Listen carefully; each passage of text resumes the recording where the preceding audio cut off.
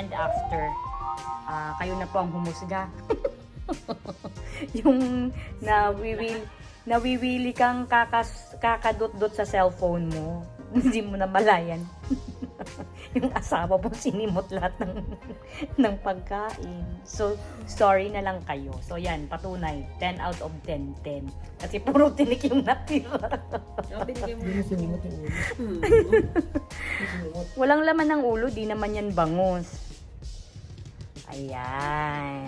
So, yan ang patunay. Before and after. Yan ang totoong mukbang na hindi namin namalayan.